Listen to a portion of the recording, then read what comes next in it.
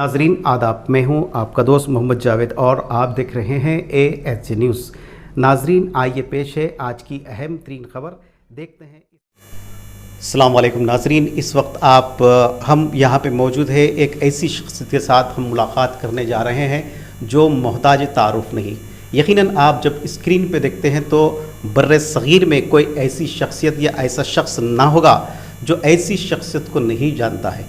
ये आलमी सतह पर एक अपना नुमाया किरदार अदा करने वाली नुमाइंदा शख्सियत, जो चाहे वो मुल्की सतह की जो मालूमात हो या दीनी मालूमात हो, हर बरजस्ता जवाब देने वाली एक ही शख्सियत आज हमेशा नेशनल टीवी की जीनत बनती है।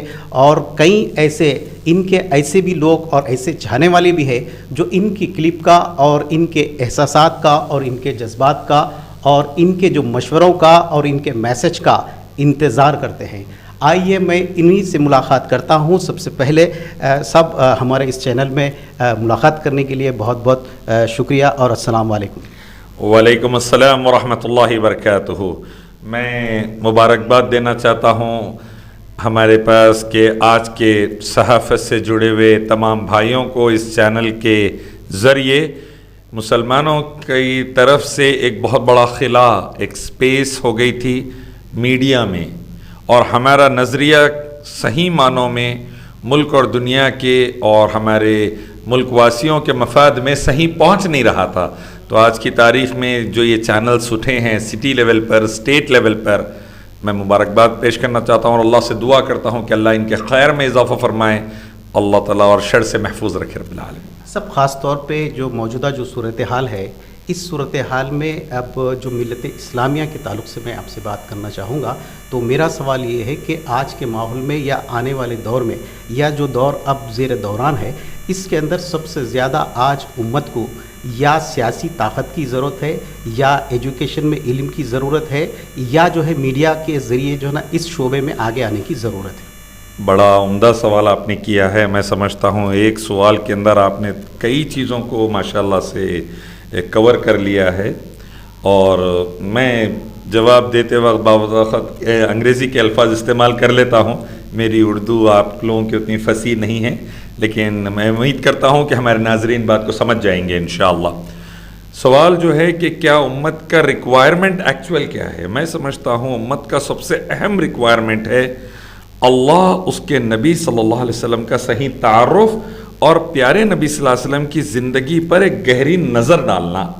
और अल्लाह के नबी सल्लल्लाहु अलैहि वसल्लम ने सियासी एतबार से, अल्लाह के नबी सल्लल्लाहु अलैहि वसल्लम ने उस वक्त के ज़राए अबलाग मीडिया के एतबार से, अल्लाह के नबी सल्लल्लाहु अलैहि वसल्लम ने उस वक्त के माशी एतबार से, तालीमी एतबार से, सोशल समाजी एतबार से जितने कारनामे प्यारे नबी सल्लल्लाहु अलैहि वसल्लम ने डिलीवर किए, अंजाम दिए, उसको समझते हुए उम्मत मुस्लिमा एक बार पूरा रिवाइव करे। अगर हम स्कूल्स और कॉलेजेस के लिए मेहनत करें और दूसरे फील्ड को छोड़ दिए, आज देखिए आप डॉक्टर्स और इंजीनियर्स की अल्हम्दुलिल्लाह कमी नहीं है, लेकिन उम्मत पर धड़ाधड़ मीडिया से इल्ज़ाम लग रहे हैं, काउंटर करने वाले अच्छे जर्नलिस्ट नहीं हैं। क्यों?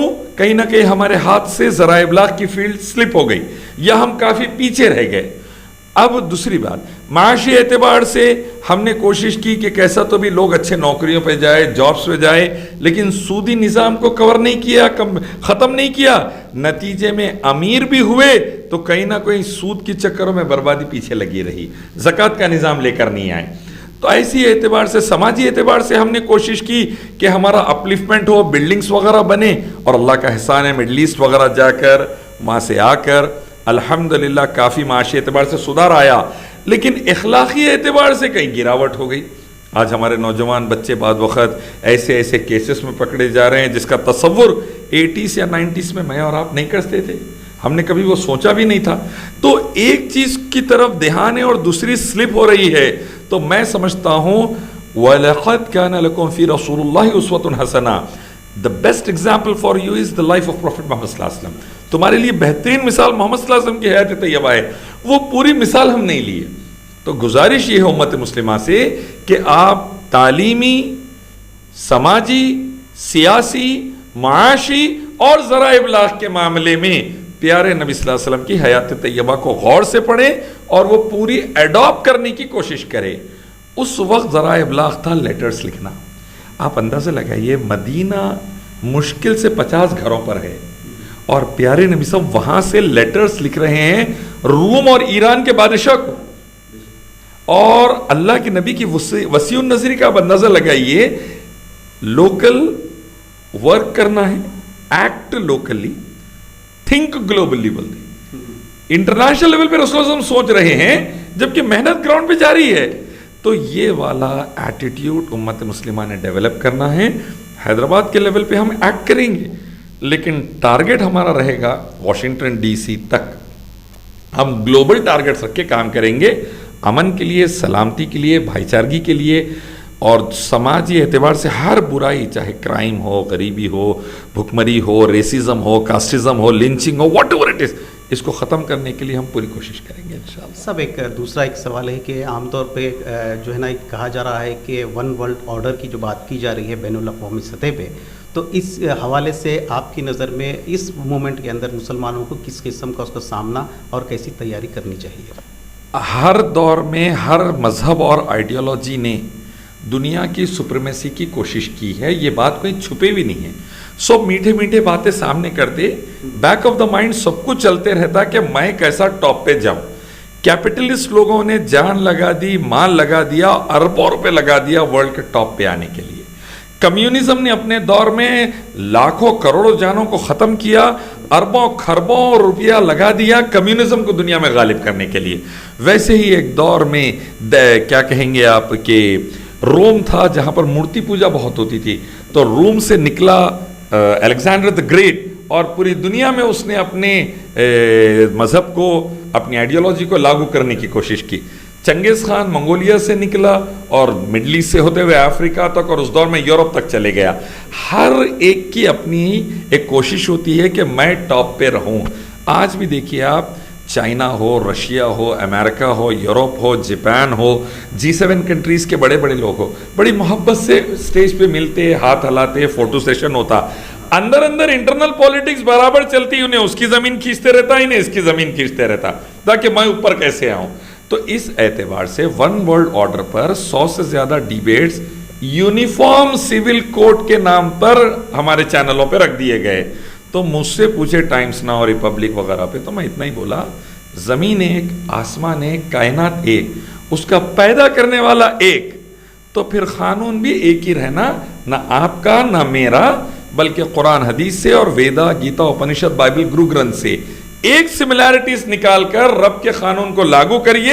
اللہ سے امید ہے نربھیا بھی بچ جائے گی, آصفہ بھی بچ جائے گی, گیتا بھی بچ جائے گی, جنید بھی بچ جائے گا, پہلو خان بھی بچ جائے گا, رمیش جو بچے کو مار ڈالے پتھر سے سر کچل کے گھوڑے پہ چڑھا بلکہ دلت بچے کو, انہیں بھی بچ جائیں گا انشاءاللہ, اور سب کے مسئلے حل ہو جائیں گے. تو one world order is not a bad idea. The bad idea, خراب آئیڈیا نہیں ہے ون ورلڈ آرڈر. خراب کیا ہے؟ میری مرضی چلنا اور میں تم کو کھپا ڈالوں گا رب کے قانون کو توڑ کر. یہ والا کانسیپٹ بڑا ڈینجرس ہے اور یہ چیز ہو سکتی ہے اللہ نہ کرے تھرڈ ورلڈ وار کو کوئی دعوت نہ دے دے. سب ایک آخری سوال آپ سے میں پوچھنا چاہوں کہ موجودہ جو صورتحال ہے کرونا وائرس کو لے کر, تو میں یہ چاہوں گا کہ الیاس شرف الدین کے جو نظریے میں کرونا وائرس کی آخر سچ کیا ہے؟ کئی کانسپریسی تھیریز چل رہے ہیں مارکیٹ میں جو یہ بتا رہے ہیں کہ یہ وائرس ایکچولی اتنا افیکٹو نہیں ہے, کوئی بہت بڑی جان نہیں لے رہا, ماربیڈیٹی ریٹ, موتیں بہت کم ہو رہی ہے, پھر بھی پورے ورلڈ کو لاک ڈاؤن میں لا دیے, بہت بڑی سازشیں ہیں اور بہت بڑے لوگوں کے کچھ ٹارگیٹس ہیں, یہودیوں کے یا زیونسٹ کے, what ever it is, capitalist کے. مجھے جو چیز کھٹکی وہ یہ ہے کہ یورپ ہو یا امریکہ ہو یا جو ٹاپ کے ڈیولپڈ کنٹریز ہے, آپ ان کی ہسٹری اٹھا کے دیکھیے, اگر جان کے اوپر بات آ جائے, جان پر, تو وہ کسی حد تک برداشت کر لیتے ہیں. مال کے اوپر بات آ جائے تو آسانی سے برداشت نہیں کرتے. یہ ایک بہت ہی ان کی سخت کمزوری ہے, سمجھیے آپ, کہ نوٹ کے اوپر بات نہ آئے, اس پہ جنگ کر لیں گے. جان کے اوپر آ گئی, تھوڑا بہت ادھر ادھر کر کے مسئلے کو حل کر لیتے. تو میں سمجھتا ہوں کہ یہ واحد وائرس جو میری زندگی میں دیکھ رہا ہوں, یہ جان بھی لے رہا ہے اور مال کا بھی دھکا دے رہا ہے. تو مجھے لگتا ہے کہ کانسپریسی تھیریز کے چانسز کم ہیں. یہ ایک डायरेक्ट समझिए आप, ऐसा चैलेंज ह्यूमैनिटी के सामने आके खड़ा हुआ है, मेरा नज़रिया है, it can be wrong again, right, लेकिन आके खड़ा हुआ है जिसमें पूरी इंसानियत जूझ रही है किसी तरीके से ये टर्मोइल के बाहर निकलने के लिए। माली एतबार से भी ये बहुत ख़तरनाक साबित हो रहा है। पर डे खाली हमारे मुल्क का 40,000 करोड़ का नुकसान है। अमेरिका के प्रेसिडेंट ने परसों $2 ट्रिलियन का स्टिमुलस पैकेज दिया, वो भी कम पड़ रहे हैं। यूरोप बेतहाशा खर्च कर रहा है, जापान खर्च कर रहा है, चाइना का इंडस्ट्रियल प्रोडक्शन और इंडस्ट्रियल टर्नआउट कम हो गया, कई इंडस्ट्रीज़ बाहर जाना शुरू हो गए। तो ये पूरा जो प्रोसेस है ये सबको माली नुकसान भी दे रहा, जानी भी नुकसान दे रहा। तो मैं समझता हूँ ये कॉन्स्पिरेसी नहीं है, ये राइट एक चैलेंज है ह्यूमैनिटी के लिए अल्लाह की तरफ से। अब अल्लाह के नबी ने फरमाया था कि अगर फहाश बढ़ जाए तो तुम पर वबाएँ नाजिल होगी, तो उसी का एक मैं समझता हूँ पहलू है जो आज हम फेस कर रहे हैं। शरफुद्दीन साहब, हमसे बात करने के लिए बहुत बहुत शुक्रिया।